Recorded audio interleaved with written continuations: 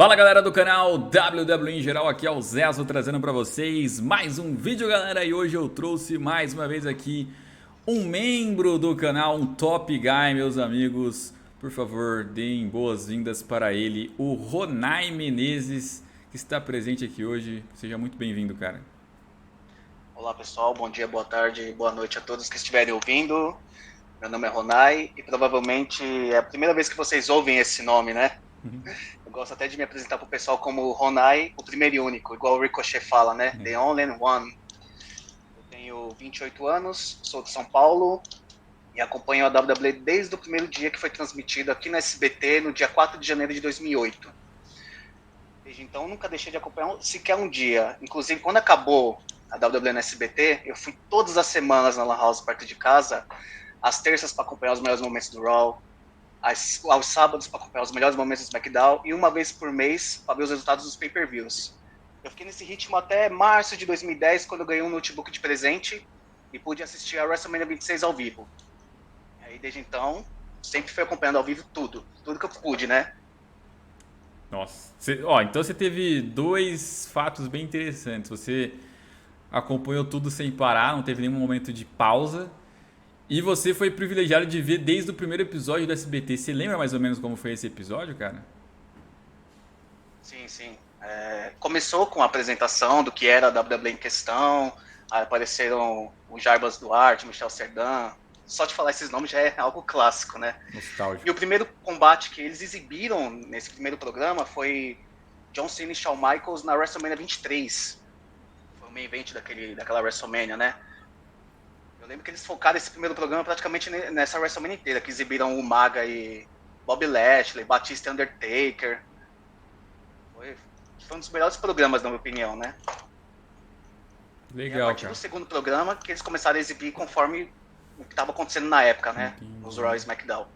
Ó, você, inclusive, já que você pegou tudo, eu já vi muita gente que começou a assistir desde o começo que fala que eles chegaram a reprisar até pay-per-view de tipo, eu não lembro qual pay-per-view que era, acho que talvez fosse um SummerSlam, uma WrestleMania. Eu já vi um comentário assim, mas eu nunca confirmei. É verdade que eles chegaram a reprisar algum combate de pay-per-view assim, de algum ano anterior? Nesse primeiro programa, eles exibiram, se eu não me engano, um combate clássico entre Undertaker e Jeff Hardy numa ladder match no ano de 2002 no Raw. Já deve ter assistido esse Sim, combate sim. já, Que o bem Undertaker famoso. depois vai lá e reconhece o Jeff Hardy. Isso, esse Sei. combate foi exibido também. Eu lembro que só este primeiro programa teve combates de pay-per-views e combates mais antigos exibidos. A partir do segundo programa foi simultaneamente com o que era exibido na época nos Estados Unidos, no Raw, no Faz SmackDown. sentido. Que também era Houve muito bom, boatos né? na época, houve boatos na época de que o SBT iria exibir a WrestleMania 24, mas não aconteceu isso, né? Pena, né? Eles exibiram o último Raw antes da WrestleMania 24, foi o último programa exibido do SBT. Aí Esse eu acho que após eu a cheguei a WrestleMania ver. 24, um segmento marcante desse último programa no SmackDown, que foi o velório do Undertaker, na época que ele tava com rivalidade com o Ed, que o Ed e a La Família fizeram um segmento com o caixão do Undertaker no ringue, e no final do segmento o Undertaker sai do caixão e bate em todos. Foi esse último segmento exibido nesse SmackDown, foi o último SmackDown antes da WrestleMania, foi o último programa exibido do SBT. Esses aí eu cheguei a assistir. Esses aí. Eu fui do. Eu não lembro qual semana eu comecei, mas eu sei que desde que eu comecei eu fui até o fim também. Lembro de um episódio clássico que era um SmackDown só com tags, aí o Kane faz parceria com o Undertaker. Foi lá que eu descobri que eles tinham a questão lá de ser meio Sim, sim. irmãos, né? Foi um episódio Eu lembro clássico desse também. programa. Esse combate foi o Kenny, o Undertaker contra o Mark Henry e o Big Daddy V, no Exato. evento do SmackDown exibido nesse dia. O primeiro combate que eu tenho na memória assim de ter visto envolvendo a WWE foi Undertaker contra o Big Daddy V e mais o manager que Mark acompanhava ele. Henry. Que, Mark Henry também esteve nesse combate. E o Matt é, é, Striker. e o Mark Henry acho que ele vem depois da luta. Ele vem depois porque o Undertaker dá uma surra no Big Daddy V, aí o Mark Henry vem querer puxar a briga. Aí na semana seguinte foi com o Mark Isso. Henry, aí depois teve o Ken. Foi alguma coisa assim, não sei se está em ordem da cronológica, Esse mas que você as tretas foi falou foi dessas. exibido no segundo programa que o SBT exibiu. O segundo programa foi. Ah, A então primeira vez começou que no eles estavam segundo. transmitindo o SmackDown, no caso, né? O segundo programa. Entendi. Bem legal então. Então eu comecei bem no comecinho mesmo. E assim, Pra você aí que acompanhou desde essa época do SBT, desde o primeiro episódio, não teve então nenhum momento que você pensou assim, não, acho que eu vou dar uma pausa agora, acho que agora WWE não é mais pra mim e tal, você sempre seguiu acompanhando fielmente, gostando assim, ou alguma vez teve que forçar muita barra assim pra seguir vendo? Olha, nessa época, 2008, 2009, 2010, não, porque eu considero muito uma época clássica. E eu vou explicar mais pra frente do porquê o fim da geração SBT. Eu tive, assim, uma época que eu meio que dei uma afastada, mas eu via, tipo, uma notícia ou outra, os seus podcasts na Thunderdome era, na era do que aconteceu em 2020. Uhum. Não dava pra assistir os shows sem o público. Parecia que os superados estavam, sei lá, praticando num galpão. Foi isso que dava a entender assistindo. Inclusive, isso foi o que atrapalhou a segunda exibição no SBT em 2020. Sim. Quem não acompanhava Pro Wrestling ou WWE ia lá e assistia no SBT em 2020. E via os super-astros lutando num lugar vazio, o que o pessoal pensava, né? Eu Não, considero que isso não foi contribuiu para o muito fracasso. atraente, né? Não foi muito atraente. Embora Eu não... muita gente começou a ver nesse SBT aí 2.0, por incrível que pareça, né? Eu ganhei bastante inscritos nessa época aí que conheceram através de lá. Agora imagine se tivesse com público, qual teria sido o efeito, né? Poderia ter sido outro resultado. Poderia talvez ser exibido até hoje. É. Infelizmente, coincidências erradas, né? Foi a única época que eu não assisti os shows semanais, só acompanhava por notícias e pelos seus podcasts. Sei. Inclusive, você mesmo disse que foi um guerreiro, né? Fazendo podcasts nessa época. Ai, Super ai. chatos. Os pay-per-views também, os primeiros pay-per-views, até o SummerSlam. Não, o SummerSlam foi com o Thunderdome, mas os anteriores, né? Entre a WrestleMania e o SummerSlam, que não tinha público nenhum. Aí não tinha nem a telinha do Foi Thunderdome, né? Era só o Performance uma época Center fraca. mesmo. Aquilo era Mas eu não embaçado. culpo a WWE por isso. Não, Não não. foi culpa deles. É, eles ainda tiraram algumas coisas interessantes lá, Edge e Randy Orton. Eles conseguiram fazer cortes, né, no meio da luta e deixar ela até que interessante. Mas, Combates falando coreográficos sobre também. WWE no SBT, você ali teve o privilégio, assim, e eu também sou geração SBT, muita galera aí que depois criou sites, canais, tudo influência da SBT ali nas transmissões. A gente pegou uma geração ali de um elenco, uma elite de superstars gigante ali, né? Que a gente guarda no coração até os dias de hoje. Alguns já se aposentaram, outros estão fora da WWE, né? Restaram alguns poucos daquela geração. E dali, quem que você poderia citar assim que você tornou o seu predileto, assim, né? Não precisa ser exatamente um, mas alguns que você fala assim que, nossa, esses aí eu bati o olho, virei fã e segui por anos acompanhando, torcendo ali. Então, o primeiro combate exibido no SBT, que foi entre John Cena e Shawn Michaels, quando eu bati o olho no Shawn Michaels, eu falei, esse é o cara que eu vou virar fã. E ele é o meu preferido até hoje. Eu considero, acho que o momento mais triste na WWE foi a aposentadoria dele.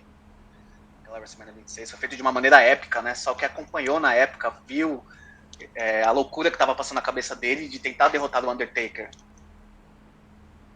E eu fui um dos que achou que ele não ia perder aquele combate, que ele não ia se aposentar. Apesar de que a idade dele na época já era 44 anos, mas o Undertaker tinha 45. E naquela época, para os americanos e tudo, a streak já era algo, né, lendário para eles. Nós aqui do Brasil não entendia muito disso. Quem não procurou assistir os combates anteriores da streak não sabia a importância da streak naquela época. É.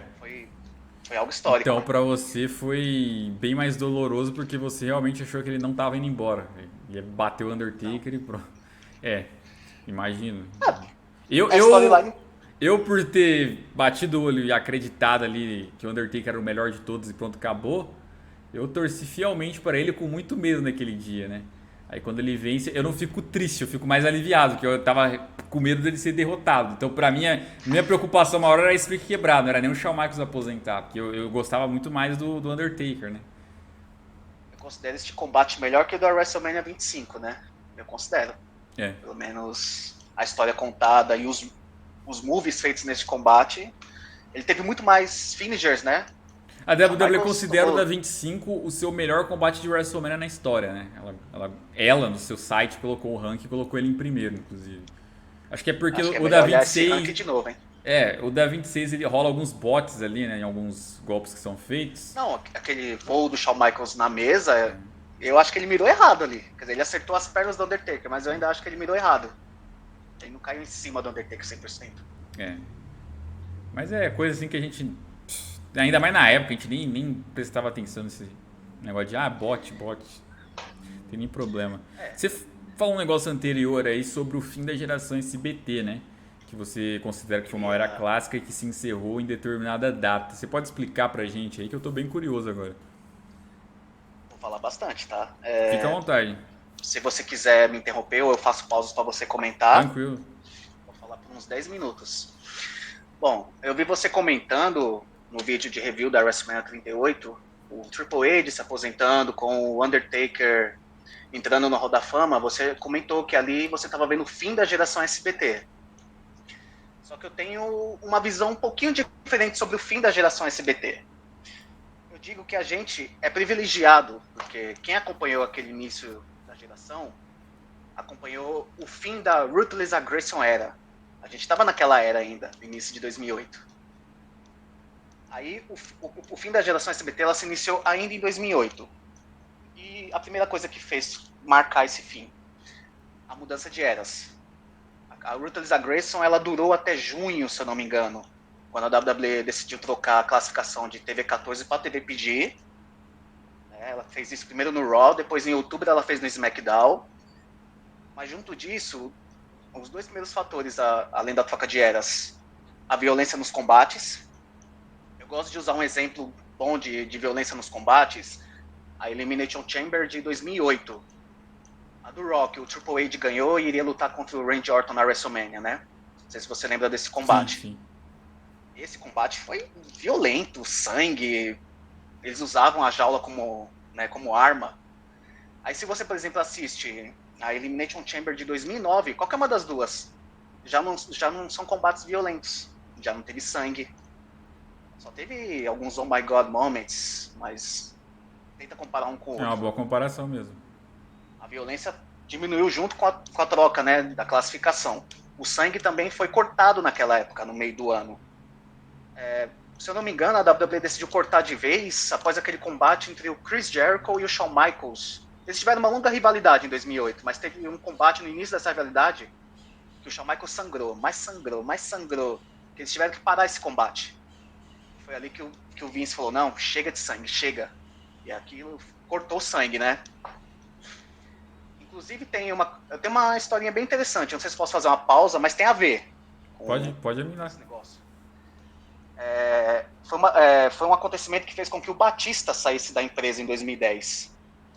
Foi assim, no round número 800, que aconteceu em outubro de 2008.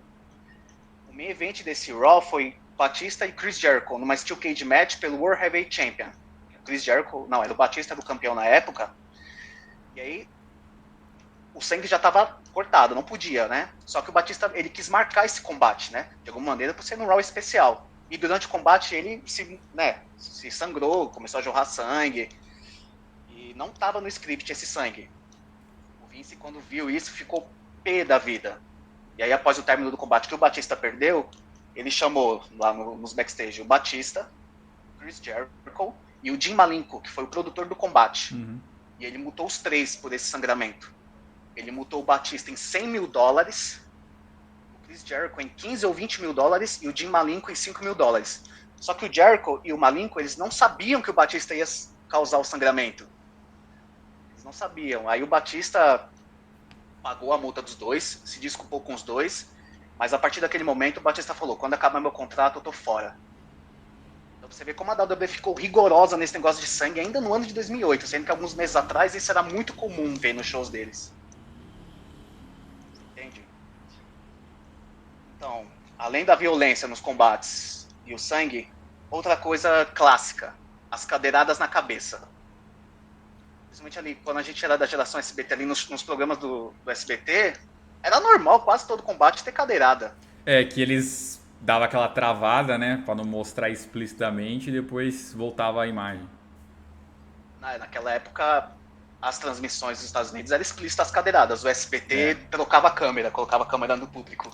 Hoje em dia, quando a WWE vai postar uma dessas lutas aí desse período, ela faz a mesma pausa, né? Você vai lá assistir no Facebook, na hora que vai dar uma cadeirada na cabeça, pausa, aí já volta Qualquer com. golpe, né, que envolve a cabeça hoje em dia, eles Sim. dão um cortezinho bem rápido, né? Só que assim, as cadeiradas na cabeça, elas foram diminuindo, elas não cessaram totalmente em 2008. Por exemplo, no ano de 2009 ainda rolou algumas cadeiradas, principalmente em combates envolvendo Jeff Hardy.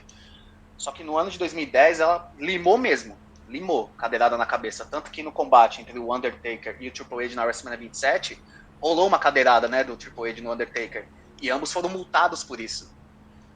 Então ainda em 2009 ainda rolou uma cadeirada ou outra, mas foi algo que era clássico a gente ver nos combates e que foi cortado também na época. Só que o que marca mesmo o fim da geração SBT foi a saída de grandes nomes nessa época. Vou citar por retrospectiva. Em 2008 não teve nenhum nome assim grande ou do midcard que saiu da empresa.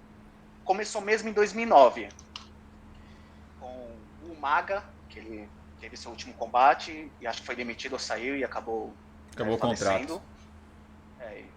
Foi um dos que saiu, E por teve o exemplo. problema da extra ring, né, lá dele, das drogas, que ele não quis se reabilitar e acabou saindo, né? Foi.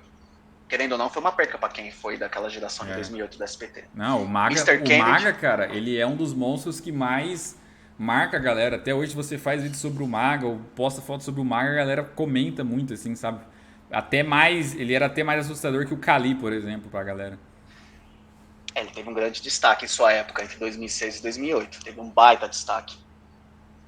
Aí, outro nome, tô falando só dos midcard, de Sim. 2009. Mr. Kennedy, a gente viu muito ele na geração SBT. Mas aí, um nome grande que marcou a saída foi o Jeff Hardy Jeff em Hardy. 2009. Ele era um queridinho do público, um dos E a maiores forma como ele faces na sai época. ainda, né? Bem cruel a forma como ele sai. A última luta dele. Ele marcou, né, a geração SBT. Você via ele em todos os programas, né? Com os famosos bordões do Jarbas falando: desce daí, Jeff Hardy, voo do anjo, blá blá blá, né? Ele marcou não só a nossa geração, como ele continuou sendo um face grande no ano de 2008 e 2009, que eu considero o auge dele na WWE. Aí ele acabou saindo em 2009. Isso que ainda 2009 pegou leve. 2010 para mim foi o baque, essa fim da geração SBT. A WWE seguiu normalmente até a WrestleMania 26, só que foi aí que começou. Shawn Michaels se aposentou nessa WrestleMania. Um mês depois, o Triple H deixou de ser full-time. Né? Ele lutou no Extreme Rules contra o Sheamus, foi derrotado, não apareceu mais nos shows em 2010 e nunca mais voltou a full-time. Ali foi, tecnicamente, a saída dele dos shows semanais. Um mês depois ainda, Batista saiu após aquela luta com John Cena. Undertaker, ele lutou na WrestleMania 26, ficou afastado até o SummerSlam, né, quando ele voltou. Aí ele teve uma última run, rivalizando com o Kenny por uns 2 a 3 meses, e ali também deixou de ser full-time. Foi a última vez que ele lutou como full-timer, né? Que foi a rivalidade dele com o Kenny. 2010. A ideia dele, inclusive, na rivalidade era mostrar que ele tava mais fraco. Tanto que em todos os confrontos com o Kenny ele sai por baixo. Saiu por baixo. Porque ele queria impulsionar o Kenny, ele queria que o Kenny pegasse o posto dele, fazendo o papel dele, ser full-timer. Queria encerrar a história também da rivalidade deles, queria que o Kenny vencesse e mostrar, ó, gente, sou part-timer agora, né? Uma pena que eles não conseguiram dar continuidade em cima do Kenny, né, nessa áurea, né? Depois até tentaram trazer ele com a máscara e tal, mas... Já vou citar sobre o Kenny também. Aí mais uma perca, Undertaker. Aí também tivemos o Chris Jericho, que saiu da empresa em setembro. Por mais que ele tenha voltado em outras ocasiões, ficado um período ou outro, ele não foi aquele full-time que estava sendo na época. E os nomes de midcard que saíram em 2010. Matt Hardy, MVP, Shelton Benjamin, Carlito, Finlay, todos os nomes que acompanhamos na geração SBT. Saíram tudo nesse ano, de 2010. E a última pacavada desses grandes nomes que a gente acompanhou, que foi um a um saindo, foi após a WrestleMania 27, com o Edge se aposentando. Foi a última pacavada de grandes nomes daquela geração. E a WWE, ela se viu muito sem star power nessa ocasião, principalmente no ano de 2010. Ela só tinha o John Cena e o Randy Orton de grandes nomes. E o Ed também, né? A coisa ficou tão feia com esses grandes nomes saindo que a WWE fez o Ed virar face em 2010 e colocou ele como a principal cara do SmackDown, até a sua aposentadoria em 2011. Porque antes as principais caras eram o Batista e o Undertaker. E aí você vê uma mudança dessas no Ed, o cara era o maior heel da época, um dos maiores, né? Quem acompanhou lá em 2008 viu o quanto que ele era odiado. E colocar ele como face, fazer ele, assim, foi uma última run legal, né? Sim. A gente não sabia que marcaria uma despedida, mas combinou com a despedida dele, né? Pior. E... Aí ficou ali, que fizeram parte da geração 2008 e pegaram força depois, você teve o Punk, né? Que em 2008 era vendido como uma promessa e se provou. Você teve ali, dando sequência, o próprio John Cena se manteve, o Randy Orton se manteve, esses que ficaram mais full-timer. E meio que ficou por isso, assim. Eu tô tentando até pegar alguns nomes ali. O Kofi, que veio um pouquinho depois. O Miz também, que era tag em 2008 ainda, né? Ele ainda tava na tag com o Morrison, ou ainda ou já era solo. Alguns caras ali que eles eram quase que invisíveis na geração 2008 passam a crescer com a saída desses, né? Foi assim, como a WWE só tinha o John Cena e o Randy Orton de nomes grandes, que olha o tanto de percas que ela teve, né? Ela se viu, né, obrigada a investir em novos nomes. Aí ela tentou investir no Sheamus, né? Ele foi um nome grande ali, em 2010, né, 2011. Ascensão rápida, né? Muito rápida, né? Porque ela viu que estava saindo os nomes, precisava investir novos. Não só o Sheamus, como também ela investiu no Alberto Del Rio, ela investiu no The Miz, como você mesmo falou, investiu no Daniel Bryan nessa época. E algo também que eu vejo como sendo negativo, que nos anos de 2010 e 2011, ela investiu no Kenny, em 2010, dando o título mundial para ele, no Mark Henry em 2011, no Big Show em 2011 e 2012. Eu enxergo como algo negativo, porque esses três nomes estavam na empresa desde os anos 90. E aí, mais de 10 anos depois, investir nesses nomes, ela claramente investiu porque ela estava com falta de star power. Eu me lembro de assistir na época, eu ficava meio confuso, porque, tipo assim, o Mark Henry, eu conheci ele sempre levando porrada, sempre perdendo na maioria das vezes, né? E de repente ele dá uma impulsionada, ganha título mundial. Pra mim sempre achei um negócio meio assim, ué, mas o Mark Henry era fraco até 2 meses atrás. Me pareceu uma força era de barra, assim, né?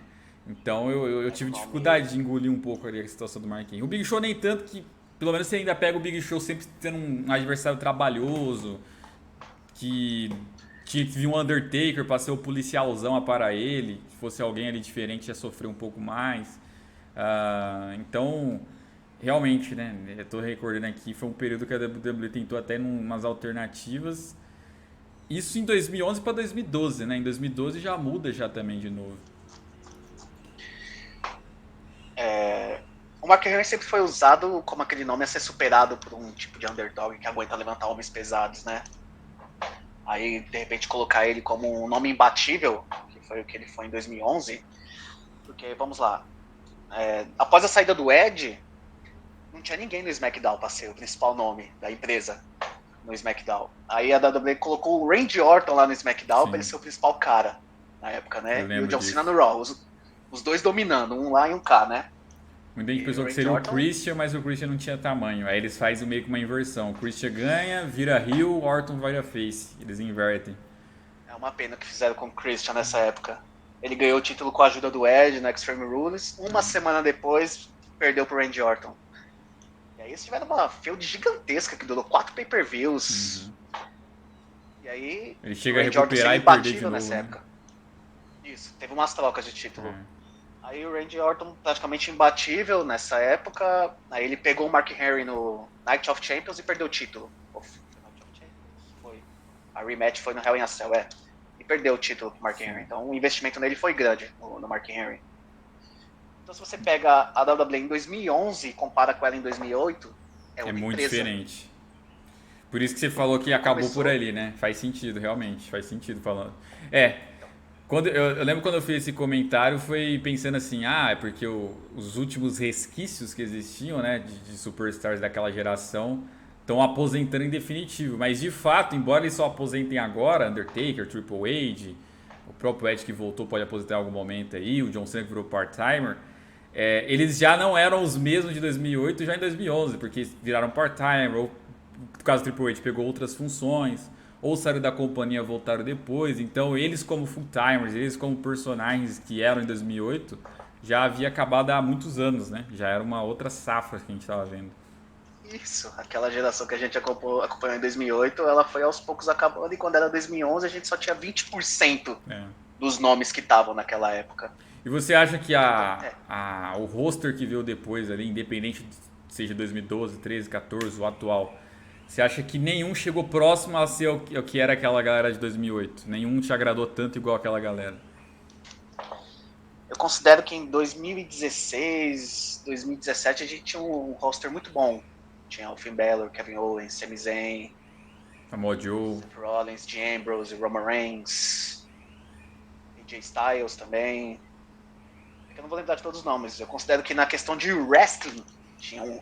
Aliás, atualmente tem um roster muito bom em questão de wrestling.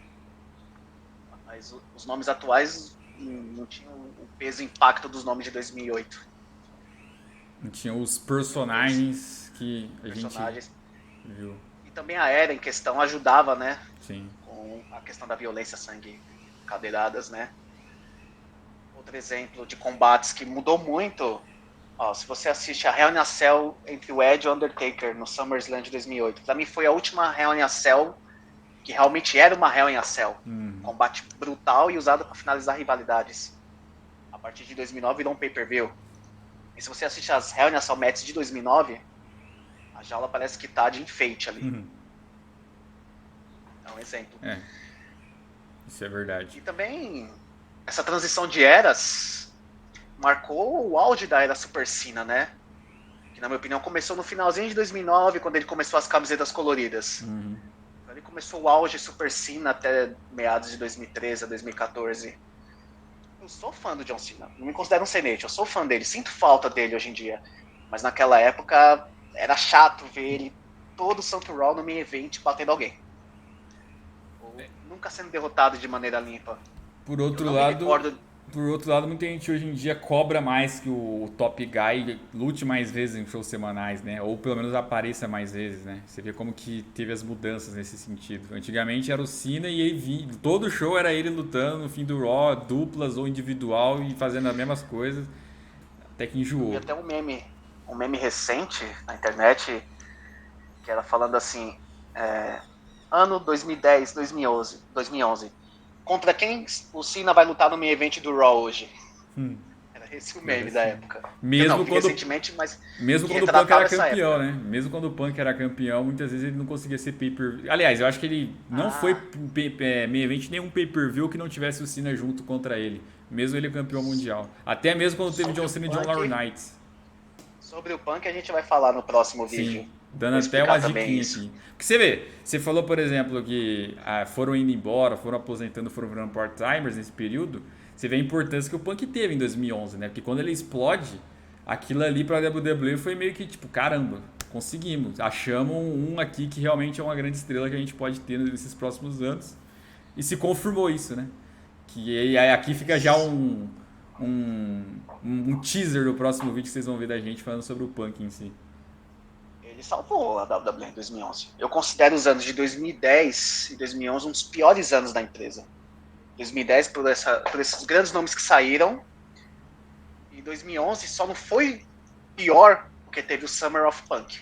Cara, em 2011 eles tiveram que fazer Miz e Cena no main event de WrestleMania. Não parece ser tipo um main event de WrestleMania isso, né? Aí vem o The Rock. O The Rock também salvou. Toda essa saída de nomes grandes se mostrou na WrestleMania 27, que foi uma WrestleMania com muita falta de star power. Por mais que tivemos Triple H e Undertaker lá, eles lutaram um contra o outro. Mas metade dos combates dessa WrestleMania são esquecidos. Sim.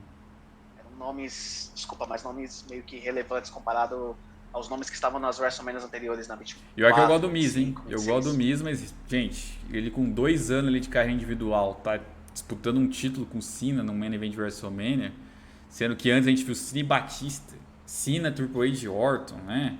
Pra quem é de 2008, pra quem é mais antiga ainda, viu Cena, Triple H, Cena e Shawn Michaels, coisas assim do gênero, né? Undertaker e Edge foi o main event de outra. Então, assim, é esquisito, né? Você vê. Falando de main event, Undertaker e Shawn Michaels, né? Randy Orton e o Triple H é muito diferente. É o que eu falo até hoje pra galera. Ó, WrestleMania 27, tem muita gente que gosta e fala, ó, eu sei porque vocês gostam. Nostalgia, mas olhando friamente... Nostalgia. Você vê a galera da geração esporte interativo, eles lembram dessa época com um enorme carinho, igual a Maravilhoso, gente sim. lembra. É bom você ter tocado 2008. nisso. É bom você ter tocado, porque realmente a galera das gerações esporte interativo é uma coisa que eu sempre falei. É uma galera que considera muitos superstars desse período aí sensacionais. E nós, de 2008, pra gente não é tanto, porque a gente tinha visto 2008, a galera indo embora, vindo uma turminha nova que a gente não conseguia abraçar igual a de 2008. Enquanto isso, a galera do esporte interativo que não conhecia a anterior achava, não, incrível, sensacional. Cody Rhodes, Barrett, era Miz, pra eles era tudo normal. Cara, vocês não viram quem que era Edge, vocês não viram, quer dizer, até viram, ali, mas numa Era fase Batista, face. quem era Triple H, quem era Undertaker. É uma galera, por exemplo, que Muita nem gente. se identifica tanto com o Jeff Hardy, né? Por exemplo, que não chegaram a ver Foi a ele. época deles. É. Eu mesmo não tenho boas lembranças de 2010, 2011, nem 2012, mas a geração esporte interativo ama essa época, né? Tem Pois é. Cena e Punk e Orton como seus heróis dessa época. Mas, pra concluir aqui nosso vídeo, o que você pode falar um pouco mais sobre essa geração SBT, essa geração 2008 aí pra gente? Foi a geração que, pelo menos pra mim, marcou. Foi a última geração que tivemos os grandes nomes que estavam na empresa há muitos anos, que participaram da Attitude, da Ruthless Aggression. Foi a última era que a gente viu a WWE como ela era na metade da década de 90 até a década de 2000, 2008. O que é a WWE hoje? Ela é muito diferente dessa época. Se quem está assistindo aí puder pegar combates de anos anteriores a 2008, vai ver a qualidade dos combates, de segmentos, promos, tudo. A Ruthless Aggression, ela foi uma era que o wrestling foi levado muito, né? Tivemos grandes nomes. Hoje temos grandes nomes no wrestling, mas eu considero que hoje a limitação é maior nos combates que naquela época. Naquela época eles usavam mais. E alguns golpes eram permitidos, né? Pile Driver era permitido naquela época. Então, foi uma época marcante que fica no coração. E quem puder ter um pouco mais dessa era, pesquise que vão se apaixonar pela Ruthless Aggression, que eu considero a melhor era da WWE. E no YouTube tem muita coisa sobre a WWE no SBT que vocês podem procurar. Eu já vi vários canais assim também. Então, galera, ó, vocês que são geração SBT, quero ver muitos comentários de vocês aí, que eu sei que vocês têm várias lembranças, memórias interessantes desse período. Galera que não é também pode comentar aí o que vocês acham dessas informações, né? É isso, galera, ó. Deixa o like no vídeo, se inscreva no canal e ó, foi muito legal o papo, viu, Ronai? Espero aí que a gente se divirta no próximo vídeo também aí. Abração. Muito obrigado pela atenção, Zezo. Abraço a todos. Valeu.